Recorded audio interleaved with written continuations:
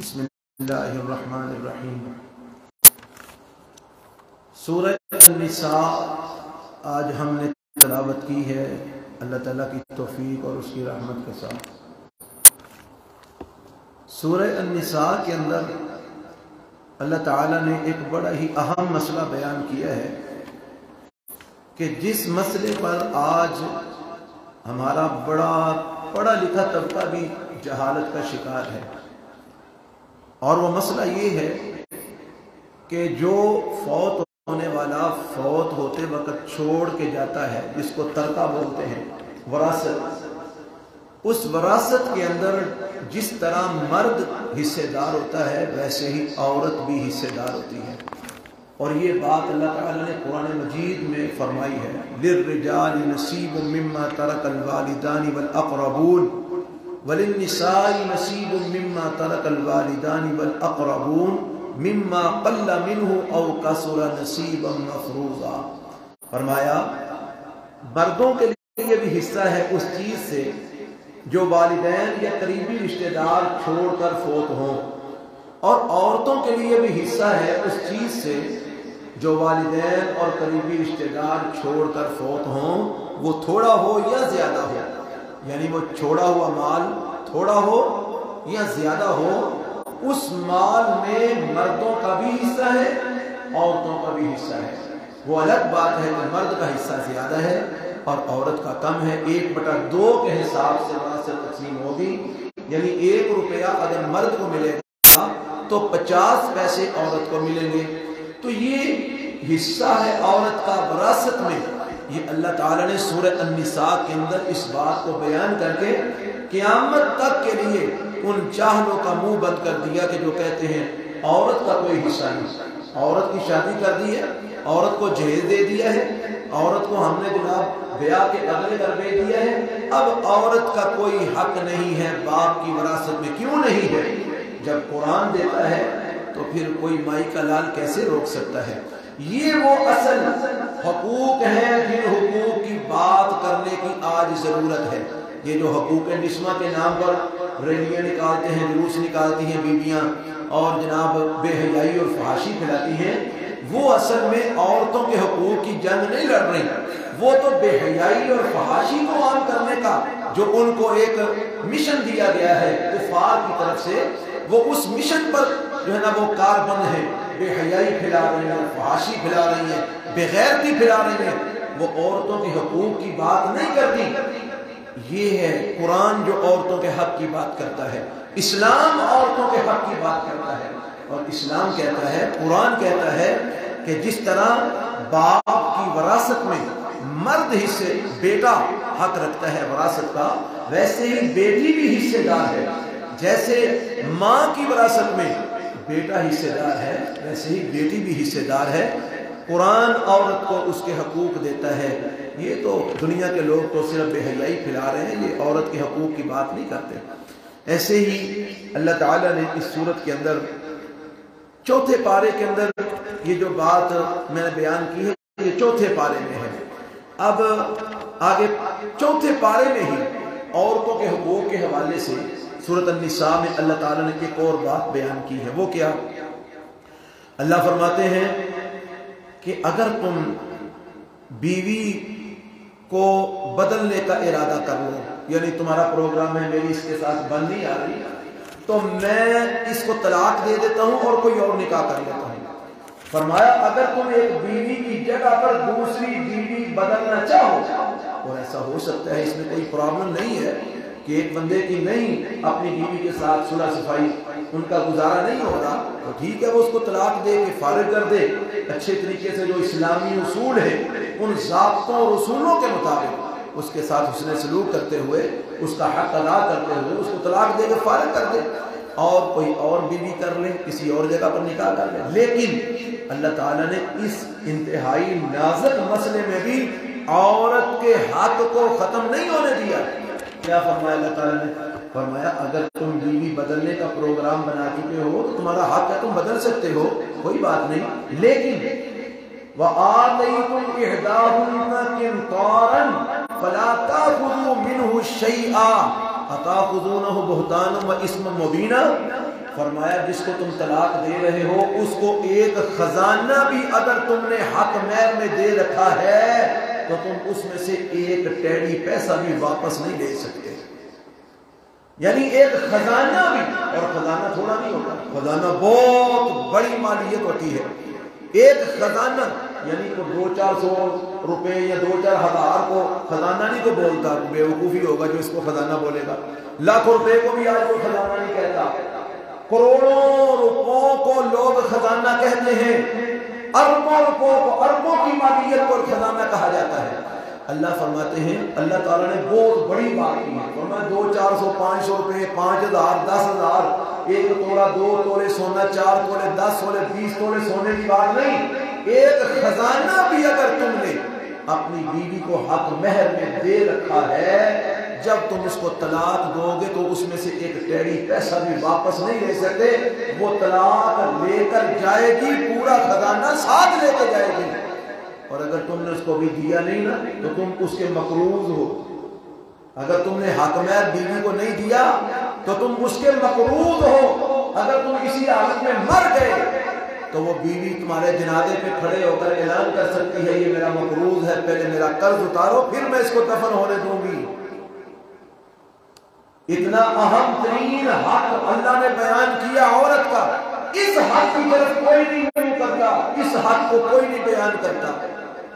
یہ ہم شادیوں پہ جاتے ہیں نا، نکاح پڑھاتے ہیں تو جب ان سے اچھا اب وہ جب برات لے کے آتے ہیں ہم اپنی آنکھوں سے دیکھتے ہیں 200-250 بندہ برات کا لے کے آتے ہیں. اب ظاہر بات ہے 200-250 بندہ برات کا جب لے کے آئیں گے تو کوئی 2-4 بسیں کروائیں گے، فلائیں کوچے کروائیں گے، ٹیوٹے کروائیں گے، گاڑیاں کروائیں گے. لاکھوں روپے اس چیز کے اوپر خرچ کرتے ہیں، لاکھوں روپے بلا مبالغہ.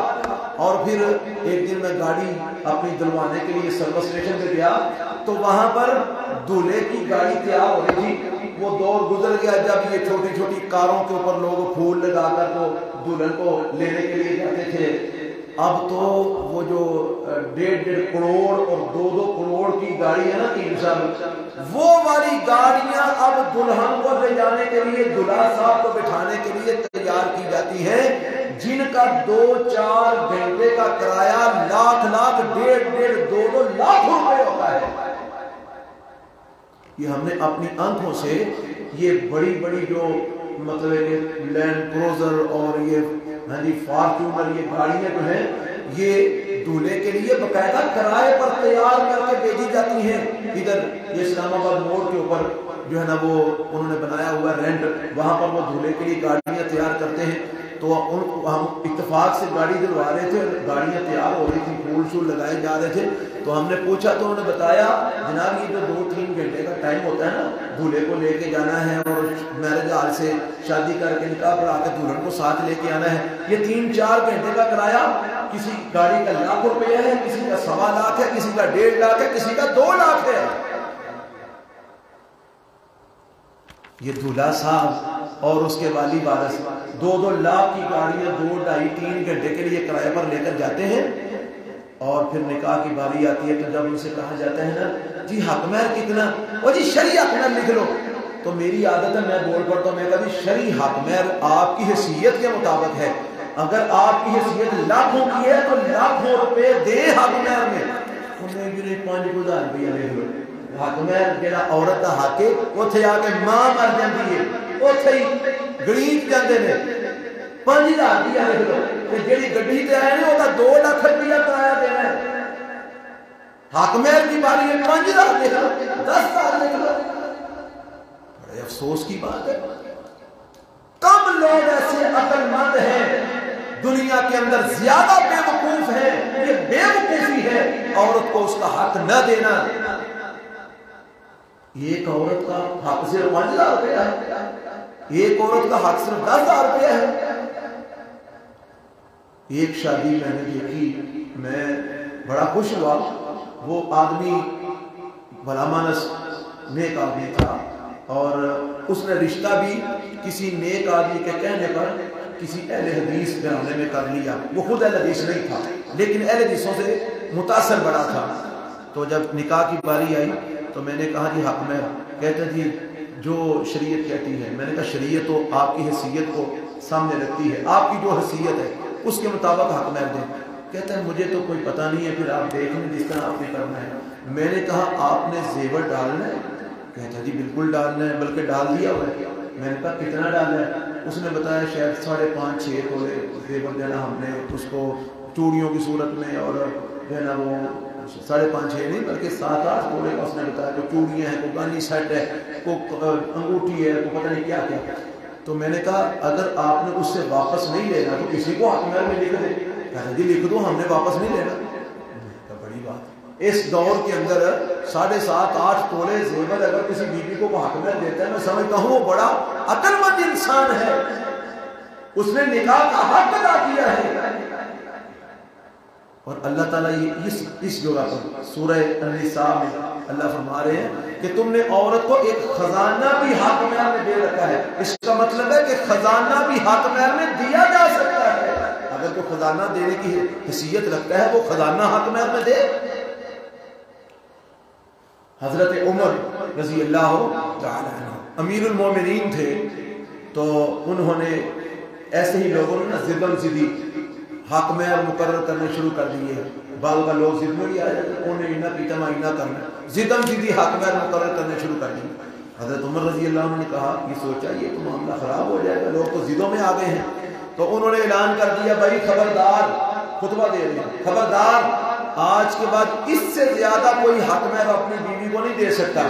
یہ گورنمنٹ نے مقرر کر دی ہے، اتنی مقدار میں بس حق مہر دے سکتے ہیں۔ ایک عورت کھڑی ہو گئی مجمع میں سے، جمعہ پڑھنے آئی ہوئی، کہنے لگی امیر المومنین اللہ تو ہمیں ایک خزانہ بھی حق مہر میں دیتا ہے، تم کہتے ہو اتنے سے زیادہ نہیں دے سکتے، تمہاری ماننے کہ اللہ کی ماننے؟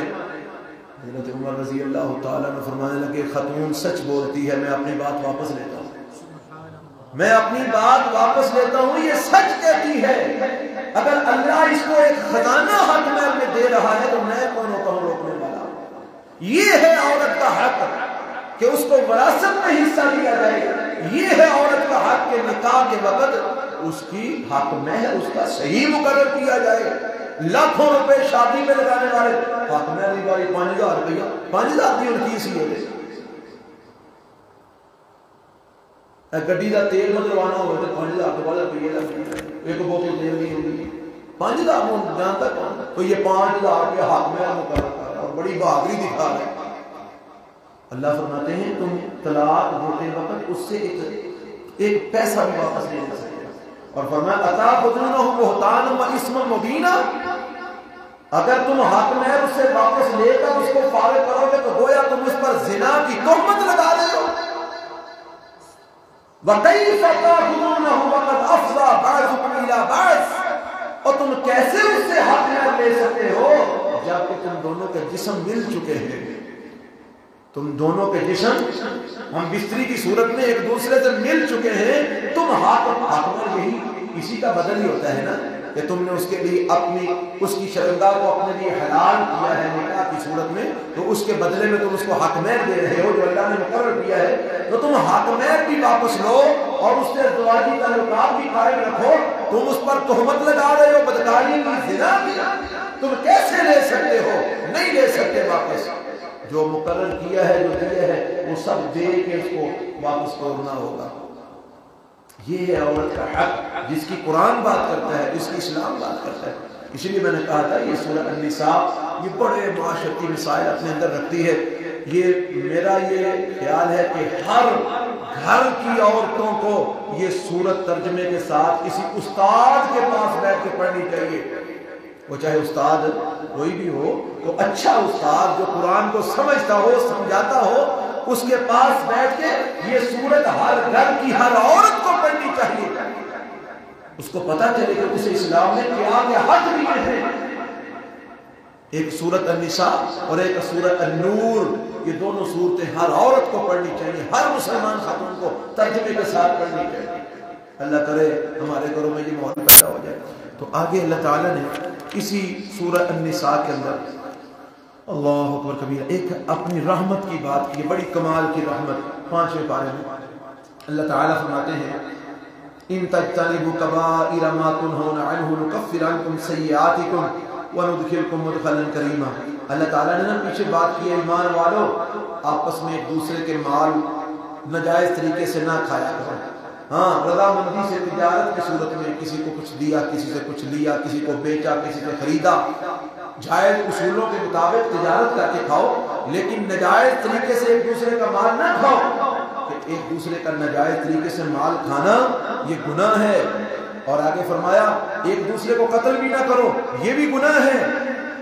تو فرمایا جو یہ کام کرے گا, نہ حق مال ایک دوسرے کا کھائے گا یا قتل غارت گری کرے گا, تو ان قریب ہم اس کو نسلیہ نارا, ہم اس کو جہنم کی آگ میں داخل کریں گے. آگے اللہ نے نا پھر اپنی رحمت, پیچھے یہ سزا کی بات سنائی, آگے پھر اپنی رحمت دکھائی. فرمایا ان تجتنبوا کبائر ما تنهون عنه نكفر عنكم سیئاتکم وندخلکم مدخلا کریما. اگر تم بڑے گناہوں سے بچ جاؤ, کبیرہ گناہوں سے, کبیرہ گناہ کی تعریف یہ ہے کبیرہ گناہ کی جس گناہ کے اوپر اللہ تعالیٰ نے سزا مقرر کی ہے, جس گناہ کے اوپر حد مقرر کی ہے, جس گناہ کے اوپر وعید بیان کی ہے, ان گناہوں کو کبیرہ گناہ کہا جاتا ہے. چوری, ڈکیتی, زنا, اور اسی طرح جو ہے نا وہ قتل, اس طرح اور چغلی, غیبت, یہ جتنے بھی جرم ہیں بڑے بڑے. فرمایا اگر تم بڑے گناہوں سے بچ جاؤ, کبیرہ گناہ نہ کرو, تو ہم کیا کریں گے, نکفر عنکم سیئاتکم, جو تمہاری چھوٹی چھوٹی غلطیاں ہیں نا وہ ہم ویسے ہی معاف فرما دیں گے. اگر تم کبیرہ گناہوں سے بچ جاؤ تو تمہاری چھوٹی چھوٹی غلطیاں ہم ویسے ہی معاف کر دیں گے. وندخلکم مدخلا کریما, اور ہم تم کو بڑی عزت کی جگہ پر داخل کریں گے, جنت کے اندر. تو اللہ تعالی ہمیں کبیرہ گناہوں سے بچنے کی توفیق عطا فرمائے. آگے اللہ تعالی نے مرد اور عورت کے جو ہے نا وہ درجے کی بات کی ہے. فرمایا الرجال قوامون علی النساء, مرد عورتوں پر حاکم ہے, مرد عورتوں پر حاکم ہے. اچھا یہاں پر بعض مرد بڑے خوش ہوتے ہیں جی ہم حاکم ہیں, اور عورتیں بعض اوقات پریشان ہوتی ہیں جی یہ کیا بات ہوئی, ہمیں محکوم بنا دیا گیا ہے. یہ اصل میں نہ عورتوں کو پریشان ہونے کی ضرورت ہے نہ مردوں کو خوش ہونے کی ضرورت ہے. میرے ناقص سے علم کے مطابق اس میں اللہ تعالیٰ نے عورتوں کو تحفظ دیا ہے اور مردوں پر بوجھ ڈالا ہے. مرد کو حاکم بنایا تو حاکم سے پوچھ زیادہ ہوتی ہے کہ محکوم سے پوچھ زیادہ ہوتی ہے؟ حاکم سے. حاکم سے اس کی ساری رعایا کی پوچھ ہونی ہے. حاکم بنا کر اس کے اوپر بوجھ ڈال دیا, بیوی کو گھر میں رکھو, خود کما کے لاؤ, اس کو آرام سے گھر میں رہنے دو, محنت تم کرو, وہ گھر کو سنبھالے, مشقت تم کرو, اس کے اوپر صرف گھر کی ذمہ داری ہے, باہر کی ساری ذمہ داری تم سنبھالو, لوگوں کا آمنا سامنا تم کرو, لوگوں کی باتیں تم سنو, لوگوں کے ساتھ جھگڑے اختلاف تنازع تم کرو. عورت کو گھر کی چار دیواری میں رہنے دو, وہ ایک موتی ہے جس کی حفاظت کرنا تمہاری ذمہ داری ہے. اور عورت کو کہا تمہیں تحفظ دیا ہے, عورت کو مرد کو تمہارے اوپر حاکم بنا کر تمہیں کیا دیا ہے؟ تحفظ. یہ حاکم ہے, یہ تمہاری حفاظت کرے گا, تمہیں ہر گندی نگاہ سے بچائے گا, ہر گندی بات سے بچائے گا. یہ جو عورتیں بازاروں میں پھر رہی ہیں اور کاروبار کرنے کے چکر میں پڑی ہوئی ہیں اور بینکوں میں ملازمتیں کر رہی ہیں, کبھی ان عورتوں سے پوچھ کے دیکھو, اللہ کی قسم وہ یا تو اندر سے مر چکی ہیں یا پھر پتھر بن چکی ہیں, یا تو وہ لوگوں کی نظریں سہ سہ کے, لوگوں کے جملے کسے ہوئے سہ سہ کے, یا تو وہ پتھر بن چکی ہیں یا پھر وہ اندر سے مر چکی ہیں. وہ معاشرے میں جتنا کو بے حیائی کا سامنا کرتی ہیں, پتہ نہیں کس مجبوری کی بنا پر وہ گھروں سے نکلی ہیں. کوئی تو شوقیہ جاتی ہیں اور کئی مجبوری کی بنا پر بھی جاتی ہیں. تو ان سب چیزوں سے چار دیواری میں عورت کو محفوظ کر کے فرمایا تم گھر میں رہو, عورت مرد تمہارے اوپر حاکم ہے, اس کی ذمہ داری تمہاری حفاظت کرنے کی ہے, وہ باہر کے سارے کام کرے گا, تم گھر کی چار دیواری میں رہو. اس میں بھی عورت کو تحفظ دیا ہے اور مرد پر ذمہ داری ڈالی ہے. اور پھر اس کے ساتھ ہی آگے اللہ تعالیٰ نے فرمایا نیک عورتیں جو ہوتی ہیں نا وہ کون سی ہوتی ہیں؟ فالصالحات قانتات حافظات للغیب بما حفظ اللہ. نیک عورتیں وہ ہوتی ہیں جو فرما بردار ہوتی ہیں, اللہ کی بھی اور اپنے خامدوں کی بھی. حافظات للغیب, جو خامد کی غیر موجودگی میں اپنے تن من کی اپنی شرمگاہ کی حفاظت کرنے والی ہوتی ہیں وہ نیک عورتیں ہوتی ہیں. اللہ کی بھی فرما بردار، اپنے خاوند کی بھی فرما بردار اور اپنے جسم کی اپنی عزت کی آبرو کی حفاظت کرنے والی وہ نیک عورتیں ہوتی ہیں. اللہ اکبر کبیرہ. آگے اللہ تعالیٰ نے حقوق العباد بیان فرمائے. حقوق اللہ کے ساتھ فرمایا لوگوں اللہ ایک کی عبادت کرو، اس کے ساتھ کسی کو شریک نہ ٹھہراؤ، اور والدین کے ساتھ احسان کرو، قریبی رشتہ داروں کے ساتھ احسان کرو، یتیموں کے ساتھ احسان کرو، مسکینوں کے ساتھ احسان کرو، پڑوسیوں کے ساتھ احسان کرو، پہلوں کے پڑوسیوں کے ساتھ احسان کرو، پہلوں کے ساتھیوں کے ساتھ احسان کرو، مسافروں کے ساتھ احسان کرو، اپنے غلاموں لونڈیوں کے ساتھ احسان کرو. جو اسلام غلاموں اور لونڈیوں کے ساتھ احسان کرنے کا حکم دیتا ہے، اس اسلام میں بھائیوں بہنوں ماں باپ اور قریبی رشتہ داروں کے کتنے کو حقوق ہوں گے. جو غلاموں اور لونڈیوں کے ساتھ احسان کرنے کا حکم دیتا ہے. اللہ اکبر کبیرہ. تو اللہ تعالی ہمیں یہ حقوق العباد پہچاننے کی اور ان کے مطابق عمل کرنے کی توفیق عطا فرمائے. پھر اس میں اللہ تعالیٰ نے ایک قانون بیان کیا ہے، وہی قانون جو بھی ہم نے اس جمعے کے اندر بھی سنا تھا. ان اللہ لا یغفر ان یشرک بہ ویغفر ما دون ذلک لمن یشاء. یہ 2 مرتبہ آیت آئی ہے اس پارے کے اندر، اس سورت کے اندر، لیکن اس میں تھوڑا سے الفاظ مختلف ہیں. پہلے لفظ وہی ہے، آگے جا کر مختلف ہے. ایک میں ہے وَمَن يُشْرِكْ بِاللَّهِ فَقَدِ افْتَرَىٰ إِثْمًا عَظِيمًا، دوسری جگہ پر ہے وَمَن يُشْرِكْ بِاللَّهِ فَقَدْ ضَلَّ ضَلَالًا بَعِيدًا. معنی کیا ہے؟ اللہ شرک معاف نہیں کرے گا. شرک کے علاوہ جو بھی جرم ہوگا اگر اللہ چاہے گا تو بغیر سزا دیے معاف کر دے گا، لیکن شرک معاف نہیں کرے گا. اگر شرک کرتے ہوئے تم مر گئے، اور فرمایا جو شرک کرتا ہے نا وہ بہت بڑا بہتان لگاتا ہے، اور دوسری جگہ پر فرمایا جو شرک کرتا ہے وہ دور کی گمراہی میں جا پڑا. شرک معاف نہیں ہوگا اگر بندہ شرک کرتے ہوئے مر گیا، باقی سب گناہ معاف ہو جائیں گے اللہ چاہے گا. تو اللہ تعالی ہمیں شرک سے محفوظ فرمائے. ہر قسم کا شرک اس سے بچنا ضروری ہے، وہ چاہے شرک فی الذات ہو، شرک فی الصفات ہو، وہ چاہے شرک فی العلم ہو، شرک فی التصرف ہو، فی القدرت ہو. ہر معاملے میں اللہ کے ساتھ شرک سے بچنا ہے. پھر اس کے بعد اللہ تعالیٰ نے اس میں ایک اور قانون بیان کیا. وہ کیا؟ فرمایا ایمان والو اللہ اور اس کے رسول کی اطاعت کرو اور اپنے حکمرانوں کی بھی اطاعت کرو بشرطے کہ وہ کتاب و سنت کے مطابق تمہیں حکم دے. آگے فرمایا اگر تمہارا کسی معاملے میں آپس میں اختلاف ہو جائے، جھگڑا ہو جائے، تو اس اختلاف کو حل کیسے کرنا ہے؟ فَرُدُّوهُ إِلَى اللَّهِ وَالرَّسُولِ. اپنے اختلاف کو اللہ اور اس کے رسول کی طرف لوٹا دو. جو اللہ اور اس کے رسول کا فیصلہ ہے وہ مان لو. اگر تم مومن ہو، ان کنتم تؤمنون باللہ والیوم الآخر، اگر تم مومن ہو تو اللہ اور اس کے رسول کے فیصلے کو مان لو. جب تمہارا اختلاف ہو تو اللہ اور اس کے رسول سے فیصلہ کروا لو اور اس کو مان لو اگر تم مومن ہو. اس کا مفہوم برعکس کیا ہوگا کہ اگر اللہ اور اس کے رسول کے فیصلے کو تم نہیں مانتے تو اپنے ایمان کی فکر کرو، تم مومن نہیں ہو. یہ قرآن کا فیصلہ ہے. سورۃ النساء 5واں پارہ. پھر اس کے بعد اللہ تعالیٰ نے جو ماننے والے ہیں ان کی فضیلت بیان کی ہے. وہ کیا؟ جو اللہ کی مانے گا، رسول اللہ کی مانے گا، اطاعت کرے گا. فرمایا وہ انعام یافتہ لوگوں کے ساتھ ہوگا. فَأُولَٰئِكَ مَعَ الَّذِينَ أَنْعَمَ اللَّهُ عَلَيْهِمْ. وہ انعام یافتہ لوگوں کے ساتھ ہوگا. کون سے انعام یافتہ؟ من النبیین والصدیقین والشہداء والصالحین. نبیوں کے ساتھ، صدیقوں کے ساتھ، شہیدوں کے ساتھ، صالحین کے ساتھ. اللہ تعالیٰ اس کو کرے گا جو بندہ اللہ اور اس کے رسول کی اطاعت میں زندگی گزارتا ہے. تو اللہ تعالیٰ ہمیں اپنی اور اپنے نبی کی صحیح معنوں میں اطاعت کرنے کی توفیق عطا فرمائے. پھر ایک قانون اللہ نے یہ بھی بتا دیا. فرمایا جتھے مرضی ڈول جاؤ، اینما تکونوا یدرککم الموت. تم جہاں بھی چلے جاؤ موت سے نہیں بچ سکتے. موت تمہیں آ کے رہنی ہے. تم مضبوط قلعوں میں بھی چلے جاؤ، بڑی بڑی بلند و بالا محلات میں بھی چلے جاؤ، تم موت سے نہیں بچ سکتے. جو وقت مقرر ہے اس وقت پہ تمہاری موت آ کے رہنی ہے، تم بچ نہیں سکتے. تو موت کی تیاری کرنی چاہیے.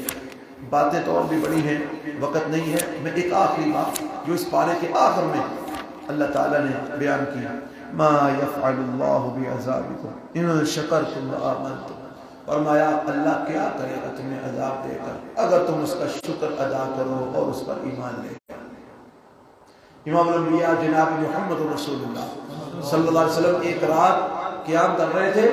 حدیث میں آتا ہے جب آپ اس آیت پہ آئے تو بار بار یہ آیت پڑھتے جاتے روتے جاتے, بار بار یہ آیت پڑھتے جاتے روتے جاتے, ساری رات اسی آیت میں ما یفعل اللہ بعذابکم ان شکرتم وآمنتم. اللہ کہتا ہے او لوگوں اگر تم اللہ پر ایمان لاؤ اور اللہ کا شکر ادا کرو تو اس کو کیا ضرورت تمہیں عذاب دے رہی ہے, وہ تمہیں کیوں عذاب دے گا. اس کو کوئی شوق نہیں ہے اپنے ہاتھوں سے بنائے ہوئے انسان کو آگ میں ڈالے, اس کو شوق نہیں ہے. اور ہمارے ایک استاد صاحب یہ پچھلے دنوں درس دے کے گئے ہیں, انہوں نے بھی یہ بات کی تھی کہ کوئی بھی انسان جب کوئی چیز بناتا ہے نا تو اس کو اپنی بنائی ہوئی چیز کے ساتھ بڑی محبت ہوتی ہے, وہ اس کو بالکل بھی ضائع ہونے نہیں دیتا, اس کی بڑی حفاظت کرتا ہے. تو جو اللہ نے ہم کو بنایا ہے وہ اللہ ہمیں ایسے ہی اٹھا کے آگ میں پھینک دے گا. ہم اس کی تخلیق ہیں, اس نے ہمیں اپنے ہاتھ سے بنایا ہے تو وہ ایسے ہی ہمیں آگ میں پھینک دے گا. اس کو کوئی شوق نہیں ہے ہمیں آگ میں پھینکنے کا. اگر ہم نے آگ میں جانا ہے تو اپنی کرتوتوں کی وجہ سے جانا ہے, وگرنہ اللہ نہیں چاہتا کہ میرے بندے آگ میں جائیں. اس لیے تو اللہ نے کہا ہے ما یفعل اللہ بعذابکم ان شکرتم وآمنتم. اگر تم اللہ پر ایمان لاؤ اور اس کا شکر ادا کرو تو وہ تمہیں کیوں عذاب دے گا, کیوں تمہیں عذاب دے گا, نہیں دے گا بشرطے کہ تم ایمان لاؤ اور شکریہ ادا کرو. وقال اللہ الشاکرا علیما. اللہ اپنے شکر کرنے والے بندوں کی قدر کرنے والا ہے, وہ قدر کرتا ہے اپنے بندوں کی. اللہ تعالی ہمیں اپنے اوپر ایمان لانے کی بھی اور اس کا شکریہ ادا کرنے کی بھی توفیق عطا فرمائے اور ہمیں جہنم سے محفوظ فرمائے. سبحان